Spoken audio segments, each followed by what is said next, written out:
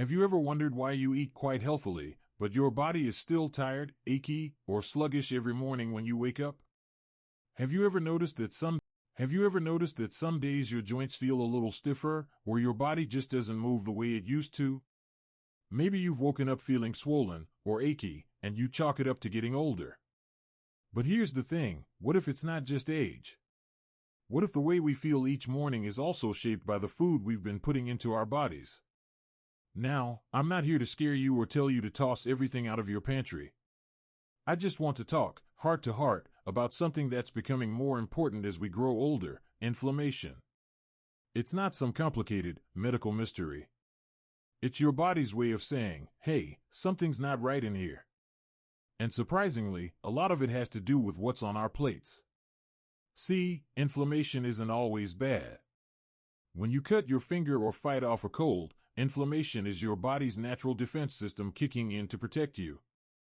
But when that defense system is constantly active, even when there's no injury or infection, it starts to wear your body down. That's when it becomes chronic. And chronic inflammation has been linked to everything from arthritis to heart disease, even memory problems. The good news? You have more control over it than you might think. What we eat every day plays a powerful role in either fueling that fire or helping to calm it. So today, I want to share some gentle, realistic shifts you can make to follow an anti-inflammatory diet, one that doesn't feel like a strict plan or punishment, but rather a kind gesture to your future self. You don't need to go vegan or spend a fortune on fancy health foods. This is about simple choices that can make you feel better, day by day. Let's start with something most of us enjoy already: fruits and vegetables. Nature really got it right here. When you fill your plate with colorful produce, think berries, leafy greens, bell peppers, carrots, sweet potatoes, you're not just making your meal pretty. You're giving your body powerful antioxidants that help reduce inflammation. Blueberries, for example, are like little medicine balls. Packed with vitamins and anti-inflammatory compounds, they're a delicious way to start the day, especially when added to a bit of oatmeal or yogurt. Speaking of oatmeal, whole grains are another gentle hero in this story. Unlike white bread or sugary cereals that spike your blood sugar and can trigger inflammation, whole grains like brown rice, quinoa, oats, and whole wheat contain fiber that not only helps digestion but also feeds the good bacteria in your gut. And guess what? A happy gut means a calmer immune system, which means less inflammation. So swapping that white toast for whole grain, or having brown rice instead of white, can quietly make a big difference over time. Now I know the word fat can still raise eyebrows for many of us who grew up hearing it was bad. But the truth is, not all fats are the same. Some of them, like the ones found in olive oil, nuts, seeds, and fatty fish, actually help reduce inflammation. Let's talk about salmon for a moment. Rich in omega-3 fatty acids, it's one of the most powerful anti-inflammatory foods out there. Try having it just once or twice a week, maybe with a side of roasted veggies and a squeeze of lemon. Simple, delicious, and incredibly good for your joints, your heart, even your mood. And if fish isn't really your thing, don't worry. Walnuts, chia seeds, flax seeds, they're all packed with the same kinds of healthy fats. Sprinkle some ground flaxseed into your morning smoothie or yogurt, or keep a handful of walnuts by the TV for an evening snack. Little changes like that can add up quickly. One thing I want to say here is, this isn't about being perfect. It's not about cutting out every treat or living off salad. It's about adding more of the good things so your body has what it needs to stay strong and heal. And once you start noticing the difference, less stiffness, more energy, even better sleep, you'll find yourself reaching for those foods without even thinking about it. Of course, while we're adding the good stuff, it's also helpful to gently step away from the foods that tend to stir the pot when it comes to inflammation. Processed meats, refined sugars, and those fried snacks we all enjoy now and then, they might give a quick burst of satisfaction, but they often leave the body feeling sluggish and inflamed afterward. But don't worry, we'll talk more about that very soon. For now, I just want you to imagine how it would feel to wake up with more energy, less pain, and a clearer mind, simply from choosing foods that love you back. Because that's really what this is about. Not a diet. not a list of rules. Just a way of eating that helps you feel your best for as long as possible. Now that we've explored how powerful fruits, vegetables, whole grains, and healthy fats can be, let's keep the momentum going. Let's keep the momentum going by looking at some of the other hidden heroes and hidden troublemakers in our daily diet. Because sometimes it's not about eating more, but simply eating smarter. Let's talk about something we all use every single day, often without thinking: cooking oil. If you've been using vegetable oil, corn oil, or margarine because you thought it was the healthier choice, you're not alone. For years, these oils were marketed as the better alternative. But what we've learned since is that many of these processed oils are actually high in omega-6 fatty acids, which in excess can contribute to inflammation. Now, our bodies do need some omega-6, but it's the balance between omega-6 and omega-3 that matters. And most modern diets have tipped that scale way too far in the wrong direction. A simple shift, like replacing vegetable oil with extra virgin olive oil, can help bring things back into balance. Olive oil is rich in antioxidants and healthy fats, and it's one of the cornerstones of the Mediterranean diet, a way of eating known to support heart health, brain function, and reduce inflammation. Another quiet troublemaker is sugar. I know, sugar is comforting. It's tied to birthdays, holidays, sweet moments with family. I would never tell you to throw away your favorite treat or never bake cookies with your grandkids again. But what we can do is become a little more aware of where sugar sneaks in, especially the kind that hides in processed foods like sauces, dressings, crackers, and even low-fat yogurt. The body reacts to excess sugar by raising insulin, which in turn can trigger inflammation. Instead of cutting sugar cold turkey, which rarely works anyway, try slowly scaling back. Maybe add a bit of honey instead of white sugar to your tea. Or choose dark chocolate with a higher cocoa content when you crave something sweet.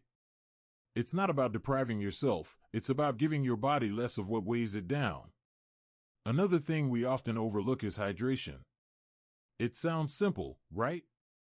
Drink more water. But let's be honest, how many of us actually do? Dehydration can sneak up on us, especially as we get older, because the body's thirst signals become less noticeable. And when we don't get enough fluids, inflammation tends to rise. Joints feel stiffer, digestion slows down, and even our mood and memory can take a hit. So, here's something you can try. Keep a reusable water bottle near your favorite chair, or take a few sips every time you finish a phone call. Add a slice of lemon, a sprig of mint, or a few berries to make it feel more like a treat. Herbal teas are also a lovely way to stay hydrated, and some, like ginger or turmeric tea, even have anti-inflammatory benefits of their own. And speaking of turmeric, let's talk spices. Because one of the easiest and most enjoyable ways to fight inflammation is already sitting in your kitchen cabinet. Spices like turmeric, ginger, cinnamon, and garlic aren't just for flavor. They've been used in traditional medicine for centuries, and science is now catching up. Turmeric, in particular, contains a compound called curcumin that has powerful anti-inflammatory properties. Add a dash to scrambled eggs, soups, or even blend it into a smoothie with a little black pepper, which helps your body absorb it better. Ginger is another gem. Whether grated fresh into stir-fry, sipped as tea, or even chewed on in candied form, it can help soothe the stomach and reduce inflammation throughout the body. And garlic? Well, not only does it keep the vampires away, it's also been shown to support heart health and fight inflammation.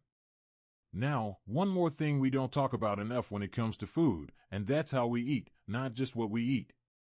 Have you ever sat down in front of the TV and suddenly realized you ate the entire bowl of snacks without even tasting them? Or maybe you've rushed through a meal, barely chewing, because you had something else on your mind. That kind of distracted eating can actually stress the body, affecting digestion and even raising inflammation over time. Instead, try making your meals a little more mindful. It doesn't mean meditating over your salad. Just slow down a bit. Notice the colors, the textures, the aroma. Chew a little longer. Eat at the table instead of on the couch now and then. Share a meal with someone you love, or simply enjoy a quiet moment with your thoughts. When we eat with intention, our bodies respond with gratitude, and often, better digestion, calmer blood sugar levels, and yes, less inflammation. All of this might sound like a lot at first, but I promise, it's not about making big, sudden changes. It's about small, loving shifts that support the body you live in, the body that's carried you through so much already. Every new food you try, every time you choose olive oil instead of vegetable oil, or sip water instead of soda, you're gently telling your body, I care. And that care adds up. One choice at a time, one day at a time, you begin to feel the difference. You might notice your hands ache a little less, your walk feels a little lighter, your mind a little clearer. These changes may not come overnight, but they come, like spring after a long winter. Now that we've looked at some of the simple ways to lower inflammation through oils, sugars, hydration, and spices, let's keep going. Let's keep going, because we're not just talking about food anymore, we're talking about how to feel better, live lighter, and age with more comfort and confidence. And that means we can't ignore one more crucial ingredient in this anti-inflammatory lifestyle, your daily routine. See, food is powerful. But how you move, sleep, and manage stress.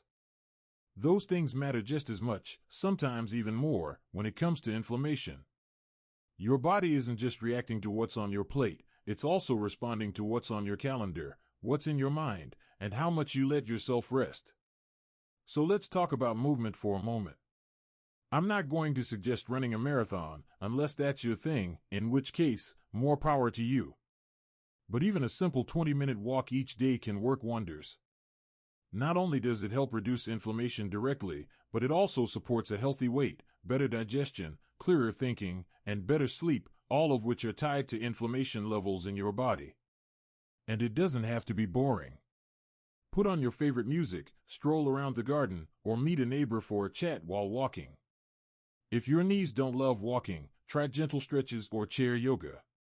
Even standing up and doing slow circles with your arms while waiting for the kettle to boil can get your blood moving. The key is consistency, not intensity. The body loves rhythm. Give it a little movement every day, and it starts to respond with less stiffness, more flexibility, and yes, lower inflammation. Sleep is another quiet healer. When we don't get enough deep, restful sleep, our bodies go into a kind of panic mode. Cortisol, your stress hormone, rises, and inflammation follows. Think of sleep like your body's reset button. It's when your tissues repair, your brain clears out waste, and your immune system recalibrates. But I get it, as we get older, sleep can get trickier. Waking up in the middle of the night, difficulty falling asleep, or waking too early, it can feel frustrating. One gentle trick? Create a winding down ritual before bed. Maybe you sip a cup of warm chamomile tea, read a few pages of a book, or listen to calming music instead of scrolling on your phone. Keep the bedroom cool and quiet, and try going to bed at the same time each night. Your body craves rhythm, and with a little encouragement, it will respond. And let's not forget the elephant in the room, stress. Life brings plenty of it, even in retirement. Whether it's worries about health, family, finances, or just the world in general, stress can sneak into your body and settle there, quietly fueling inflammation. But you don't have to accept that as your baseline. Sometimes the most anti-inflammatory thing you can do isn't a salad, it's taking a deep breath. It's pausing. It's calling a friend. It's stepping outside and feeling the sun on your face. It's saying no to something that drains you, and yes to something that fills you up. Whether it's prayer, meditation, journaling, or simply sitting quietly with a cup of tea, making space to unwind is just as healing as any superfood. And here's something else, joy is anti-inflammatory. Laughing, dancing, listening to your favorite song, watching birds outside your window, spending time with people who lift your spirit, these things matter.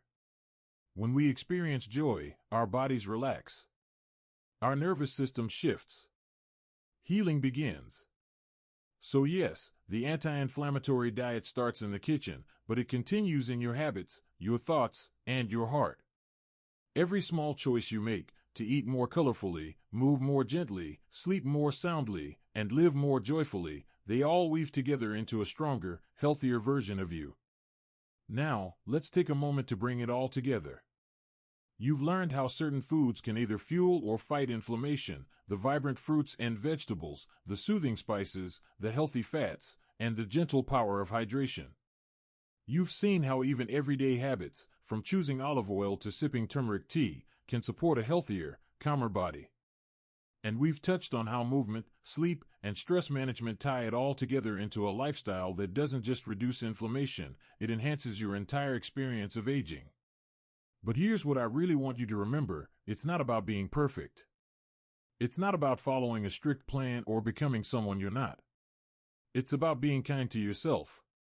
It's about honoring your body and all it's done for you. It's about giving yourself the best chance to feel well, stay strong, and enjoy this chapter of life with clarity, comfort, and confidence. You are not too old to make changes. You are not too late. Every day is a new chance to feel better, move better, and live brighter, no matter your age. So tell me, which one of these ideas are you most excited to try first? I'd love to hear your thoughts, your questions, or even your own tips in the comments. Let's support each other, because this journey is always better together. If you found this video helpful, give it a like, and don't forget to subscribe for more gentle guidance on living well at any age. You deserve to feel good. You deserve to thrive. Here's to living your best life, with less inflammation, more energy, and a heart full of joy. You've got this.